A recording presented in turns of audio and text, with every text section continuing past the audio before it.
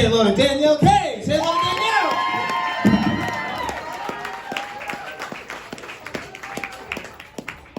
Hello!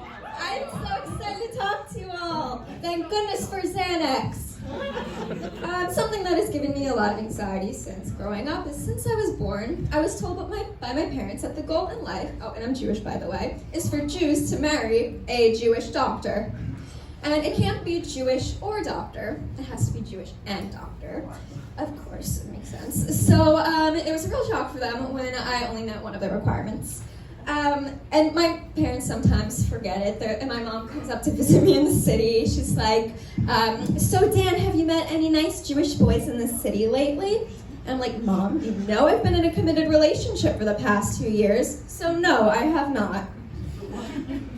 And I remember the first time I mentioned my boyfriend to my parents, I was like, I met this great person, he's so sweet and loving, and he's in medical school.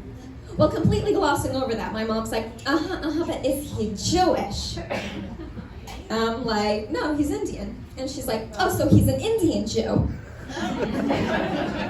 Oh, that's wonderful, because I just saw this great documentary called Shalom Bollywood, where it talks about Jews in India.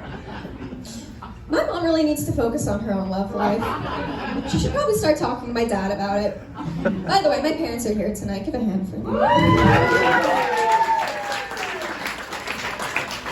I asked my mom, I'm like, do you still feel this same romantic, will they, won't they kind of energy with Dad? And my mom's like, sweetie, it's more like we had and we're just tired now energy. Yeah, and my mom, whenever I go out on a date, she doesn't ask me, how I like to date, but rather tries to get all the romantic details. Like, I went to the movies, and she didn't ask me, oh, how did you like the movie? But rather, oh, did he kiss you? Did he caress the small of your back? Did he talk about converting? Mom, I know you're married, but you really need to get your own boyfriend. No offense, Dad. He's looking at me. Speaking of parents, some parents just brag about their kids so much, especially for those whose kids are in medical school. Like, I overheard these parents, and one was saying, oh, my son graduated from medical school in 3 years.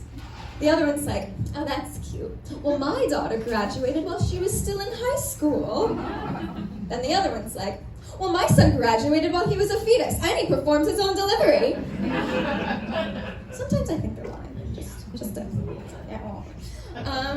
And I even heard, I was in the grocery store, and I heard these two women talking, and one was like, oh, your children, because one of them was with children, she's like, your children are so cute, how old are they? One was like, well, the doctor's 3, the lawyer is 2. Yeah.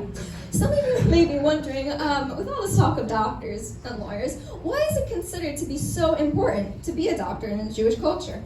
Well, once the sperm and the egg meet, obviously there's controversy for when life is considered to begin. But in Jewish culture, a fetus is not considered a living person until after it gets into medical school. Yeah. And just continuing on with bragging, some people also, some people just brag about things that don't even go in the conversation. I had a voice teacher, and every other sentence she would say how her daughters went to an Ivy League, which is great, but just don't say it out of nowhere.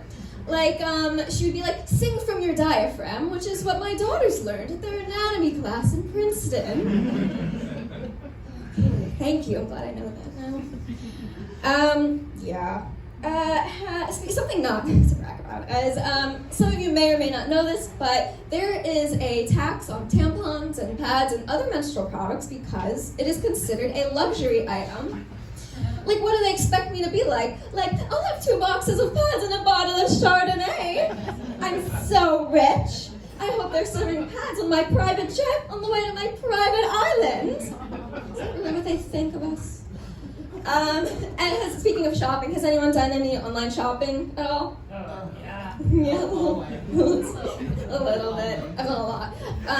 But there is, there's the subscription box that pops up, right? And asks for your email in exchange for discounts. But then there's also the no thanks box that pops up. You have to click to opt out. Well, I have noticed that some of those no thanks boxes are kind of mean. One was like, no thanks, I'm a loser. Another's like, I don't want a discount, I don't have any friends. But then another is like, I don't want a discount, this is why my boyfriend left me.